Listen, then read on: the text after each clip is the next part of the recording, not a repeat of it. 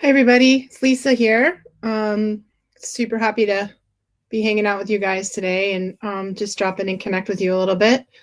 It's kind of intense out there. I don't have to tell you guys that. We've just come off like all this crazy time with COVID and being in lockdown. And just as we're kind of starting to pop out of our shells, we have all this social unrest in our country and actually across the world. So it's a lot of intense energy in the collective consciousness right now.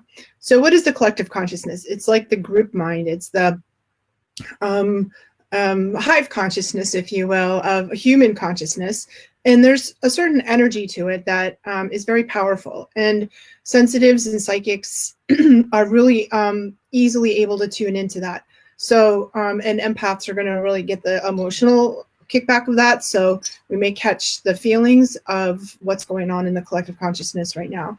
And that they're like there's waves of energy that kind of go up and down with what's going on inside the world. And we know for a long time, I'm sure you guys have been aware for a long time of how susceptible you are to what's happening in the world. When we have things like 9/11 happened, it was very hard for us sensitive people. We were really feeling it. We were really feeling it, and that was really challenging and difficult. And when earthquakes happen or when certain things happen in the world, like sometimes we can get the precursor to it, and then we feel like the earth kind of shaking, or that we feel a disturbance in the force, and then we get the after hit of what all the people who've experienced that are feeling. So that's something that we're really susceptible to right now. So how do we deal with it? That's what I wanted to talk about today, because I'm struggling with how to deal with it too, and feeling sort of weary about, coming off of months and months of dealing with this intense energy of the virus and the lockdown and the pandemic. And now, it just seems sort of unrelenting at this point, and has been actually, I think, for, I don't know, 3 or 4 years. There's just been this sort of piled on energy of thing after thing after thing. And I think it's super important for us to really buckle down and learn how to take care of ourselves. I have a specific meditation that I'm going to take you through in a minute, but I wanted to talk about kind of these bigger things. So what I think we have to sort of unpeel it in layers, and that's what I've been doing. So managing our own emotions is something that we really need to do. And I always think of like half of my plate of emotional activity is my emotion, and the other half of the plate is all of the other people's emotions, right? So we're going to kind of go through like, what are the other people's emotions, right? So it's really important for right now that you have a way to deal with your emotions on a daily basis. That's number one. So maybe it's meditation, maybe it's journaling, maybe it's EFT or tapping, maybe it's emotion code. There's a lot of really great things you need to do every day. You need something you're gonna spend 15 minutes or half an hour every day having feeling time and like processing your feelings. And that's, as an empath and a sensitive person, that's something that you need to do every day, probably for the rest of your life. Like brushing your teeth, taking a shower, you need to, washing your hair, eating 3 square meals a day, you need to process your emotions. And so finding an effective way to do that is super powerful, because then we can sort of lean into the power of our emotions, which, especially the more sensitive and empath you are, your emotions are like your superpower. So we need access to them. We don't need to push them down and try to shut them off.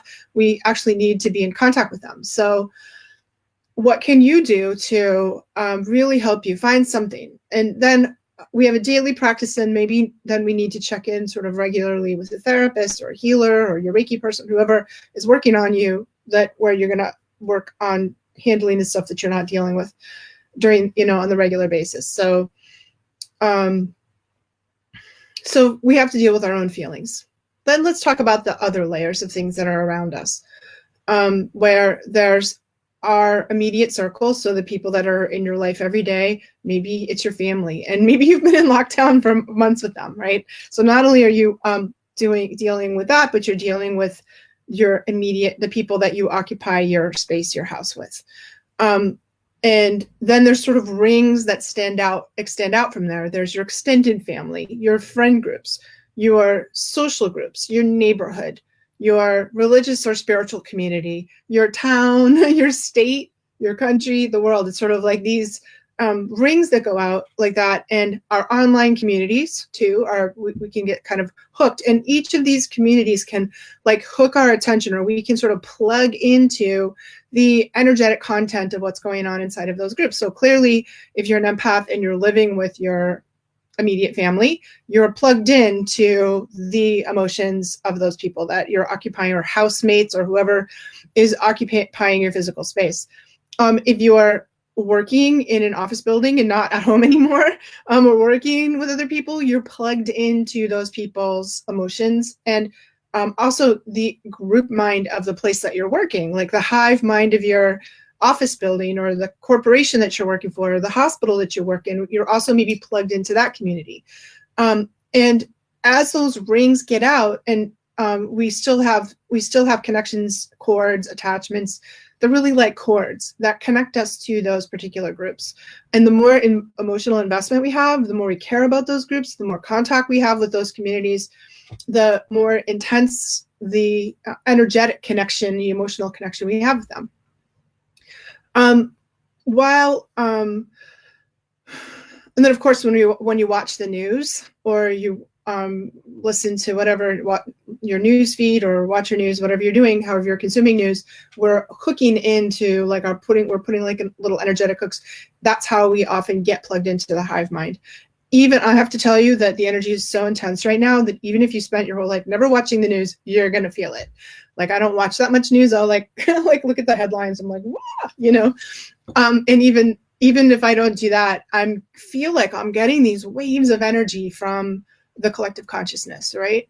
So, and then certain of these energies and emotions are really highly contagious. Things like fear and anxiety, hate and rage, and sort of this finger pointing, blaming, righteous anger that's really up right now. We're going to talk about anger in a minute, but and how to handle it in a healthy way. But that fear, anxiety, hatred, rage, those are highly contagious emotions. So they are like when they get into the collective and conscious, or they sort of take over one of these groups that you belong to, they can spread through that group and in a very powerful way. And empaths and sensitive people are super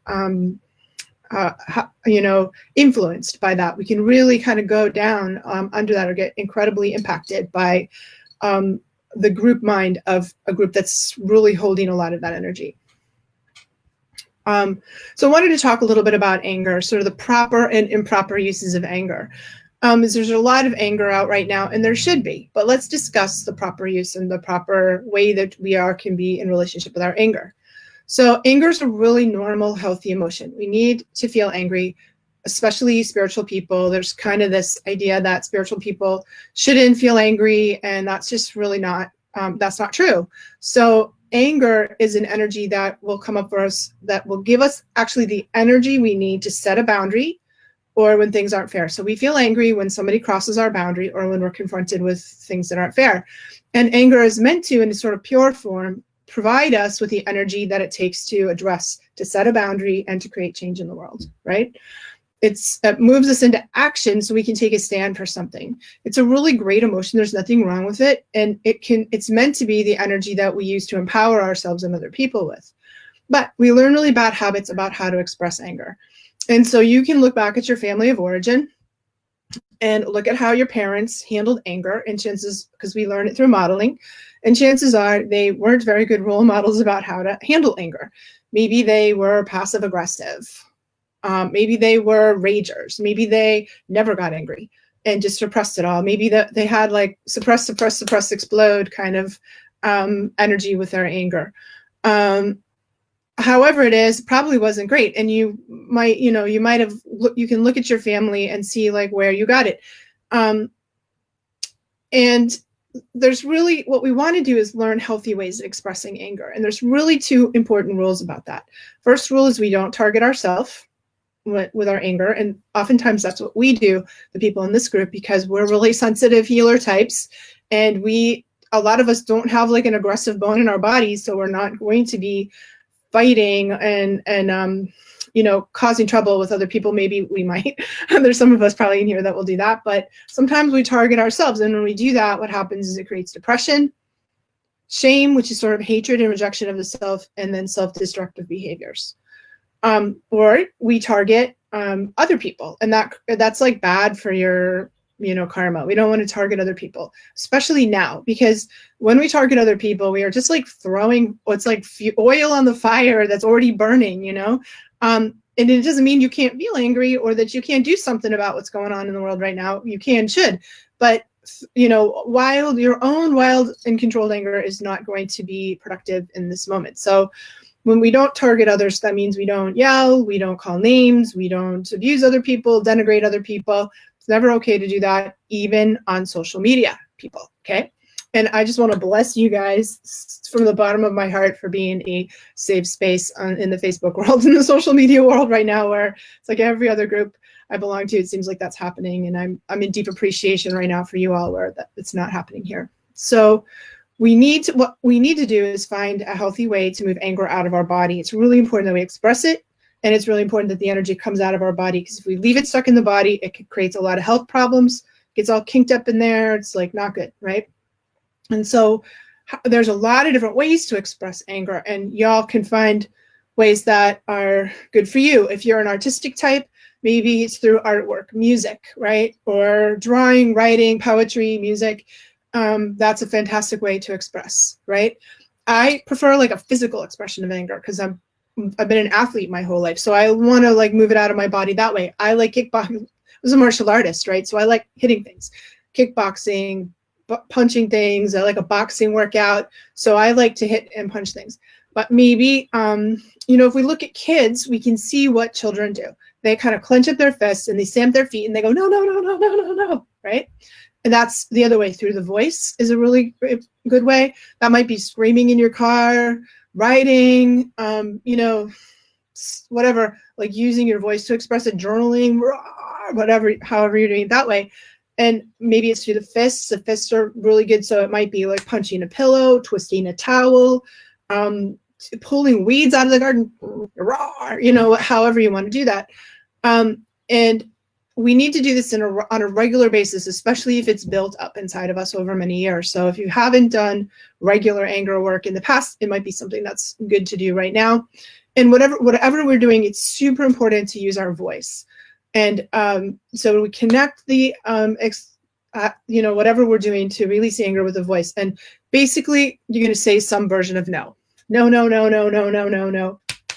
Swear. I think swearing isn't like poetry. It's like an art form, So I like to see how far I can go without repeating myself. It's like poetry to me, but that's the idea, is to really channel it into these healthy ways where we're not targeting each other, or we're not targeting ourselves, and we're not targeting each other.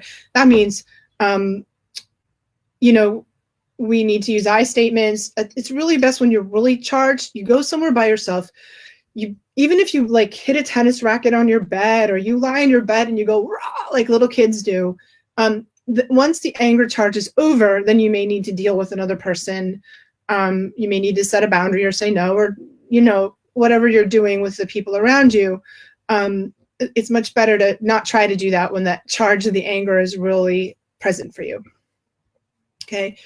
I recommend something called nonviolent communication skills if you really want to learn more about that. Such a fantastic way to learn how to communicate, how to speak to people. It's so easy. You can teach your spouse, you can teach your children, you can learn it in like a little infographic and find a very powerful way to express yourself in a nonviolent way. Super powerful.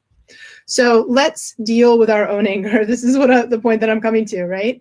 If we want to help right now in this temperature, especially in the United States, if you're here in the US, to deal with the anger that's rampant right now, that's super scary to witness it and to be around it, if we need to handle it inside of ourselves first. That's the first place we do it. The other thing I wanted to talk about real quickly before we go into the meditation is this concept of being for and against things. And it's so really, really easy to fall into the trap of being against something. And anyone who's studied law of attraction or manifesting knows that whatever we say is sort of what we manifest. So even if we're saying, no war, no war, no war, the universe doesn't hear the no, it just hears war, war, war, war. Okay. So when we are trying to kind of purify our vibration, take the higher road here, we choose to be, our soul is aligned for things that we're for. So your soul is aligned to peace. Your lower self is going to be against war. And whenever we're against something, we just are sort of adding our energy to the conflict, you know, and you can see this happening all the time, all over social media, all of between family members. It's just sort of this polarization that's happening, that's quite disturbing, and very unhealthy, I think, energy. Although it's so easy to slip into it. It's so easy to fall into the trap of being against something. So figure out what you're for and do some stuff that you're for. Our lower self just loves the excuse for righteous anger, and will give us a good excuse to attack people, right? And that's the polarity that we get into when we're in arguments with people, when we're really, really convinced we're right, and we may be right, but that's a whole different thing to attack and be against. Like, we want to lift our vibration to be what's for, right? So there are ways to take a stand and move towards things as a goal instead of moving into this conflict with other people or other groups of people. So what could we do, for example, if we wanted to take a stand for peace, if we wanted to just connect with that energy? Maybe we do something like study nonviolent communication and use it with the people around us. Maybe we meditate so we're at peace inside of ourselves. Maybe we plant a garden and recycle and go vegetarian so we can be at peace with our planet. This is just what I do, by the way. I don't know. You gotta find your own thing, right? Maybe we clean up our relationships where there's conflicts, and so that there's peace inside of our relationships, right? Take whatever action in you that you feel will lead you to a feeling of peace inside of you, and living from a standpoint of peace. What does that mean for you? Or maybe it's activism, and it means joining a group that is spreading more peace around the planet. I just looked into joining a group of urban gardeners, because I'm convinced that gardening can save the world and bring people together, because that's what I love. And that I feel like if I do that, I am bringing the energy of peace into the world because it works for me, right? So what can you do as we to align to the higher, right? And I think we need to process our feelings. We need to find a healthy way to express anger. We need to be for and not against things.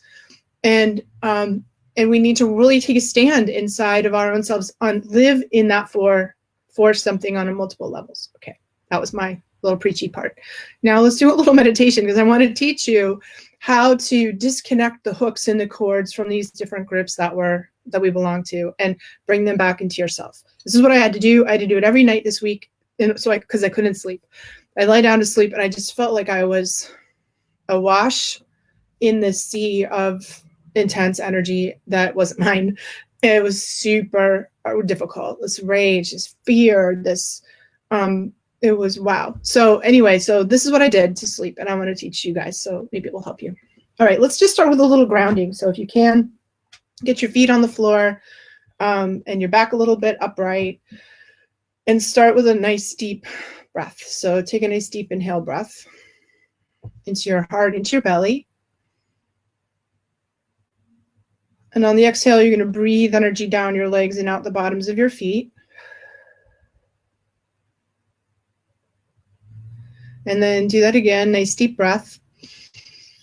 This time, breathe into your tailbone and find your tailbone. So when we get really afraid and there's a lot of fear and anxiety, our tailbone can kind of curl up like a dog's does when it's scared. And we often can lose our connection to the grounding cord when we do that. So find your tailbone, breathe into your tailbone, and relax your tailbone, uncurl your tailbone. And on the exhale breath, let it extend and let it become the grounding cord to bring it down, down, down into the earth, down through the chair, through all the layers of the building that you're in.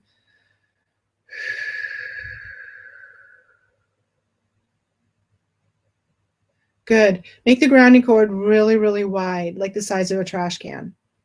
And this time you're going to breathe in the top of your head, breathe to your heart in your belly, or anywhere in your body that you know you're holding emotion. And on the exhale breath, release down the grounding cord. Let all the energy, your own emotional energy, down the grounding cord on an exhale breath. And we're just gonna say a little prayer with this and ask the earth to recycle it and give the earth our blessing. Put it in the compost pile.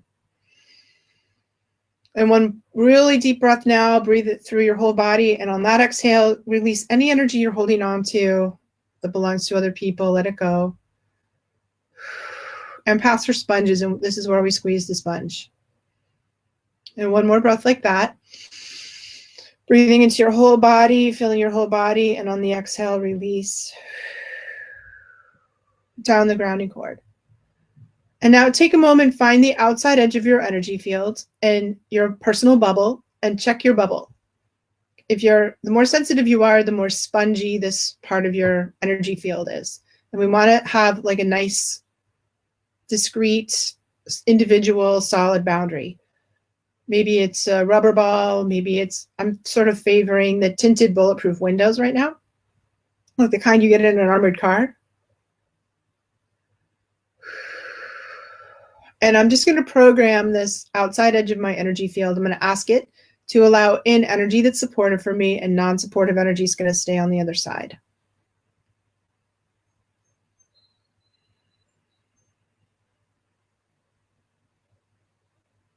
And just notice how you feel.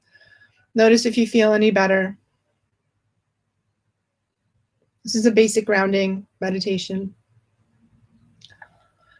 And sometimes we need a little more than that. So here we go. Let's keep going. Now I want you to really, we connected with divine energy by breathing light in the top of our heads. Now I want you to add in some earthly energy. So this time you're going to breathe up the grounding cord.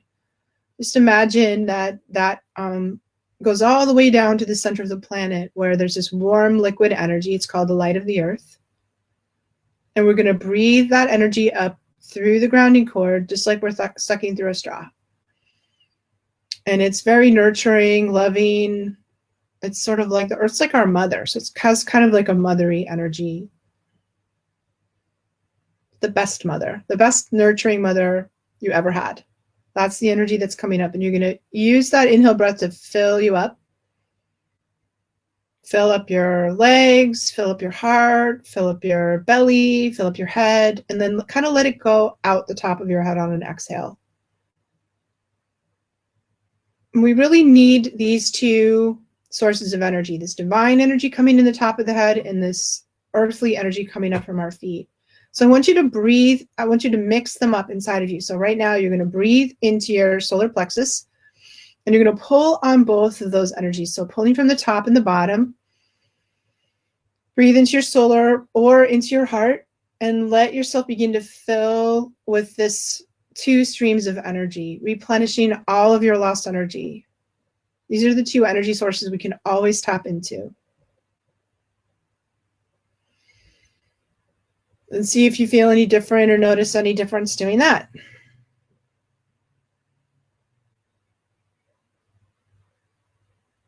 Now we're going to start to unhook. So we're going to unhook through some of these layers. So just imagine that you're looking at your family of origin, or the family that you're living in, or your housemates. Who's ever living in your house with you right now? And we're just going to unhook. Imagine you've got kind of a fish hook into those people with a cord on it. And you're going to unhook, or sometimes I think of those old-fashioned cords like the telephone operators had that have a big thick cord and a little metal end on it. I'm going to unplug that, and I'm going to plug it into myself. And I'm going to pick up energy from this constant stream of heavenly and earthly energy. That's where I'm going to replenish myself. So unplug from the people in your immediate environment. Pull the plugs and plug them back into you.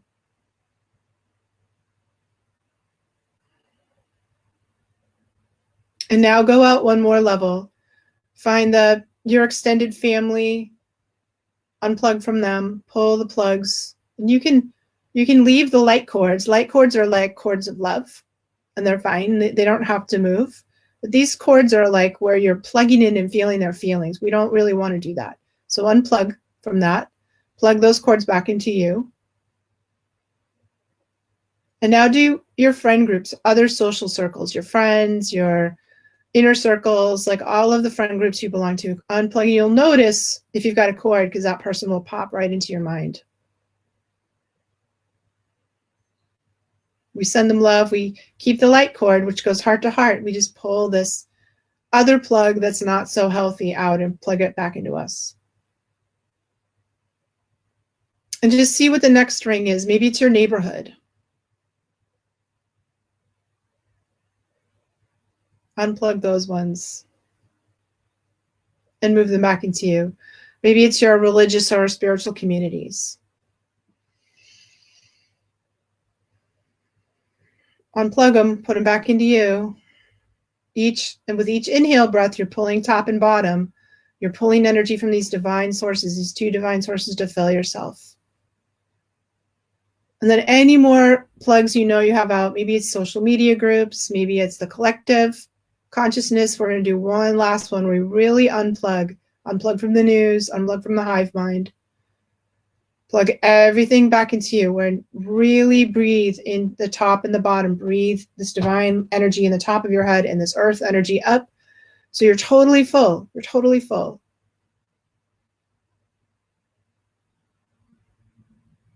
And then notice how that feels.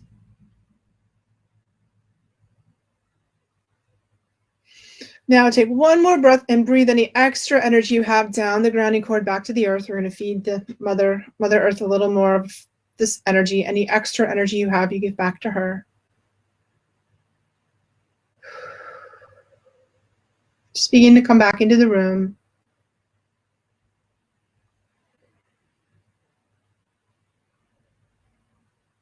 See how you feel. Wiggle your fingers and toes.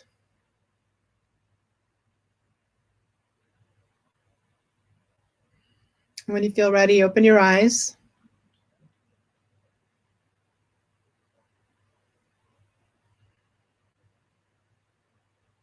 I feel much better. How do you guys feel? I hope that helped you. And that's a really great meditation that you can use. It's a really good one for right now. So I hope you found some help with that. And if you have any questions, pop them in the comment section and I'll try to answer them. But thank you so much for being here today. And let's stay together and help each other out during this difficult time, and also hold a happy thought for the future. Hold a happy vision for what we're pulling in now. Oh yeah, so somebody asked, yeah, I'll keep it here all the time, so it'll be available on the Facebook page. And if you look in this Facebook page in the video section, you'll see all the videos I've ever done are there. So it's not going anywhere. You'll be able to find it in the video section right here on the Facebook group. All right, you guys, love you so much, and thank you so much for being with me here today.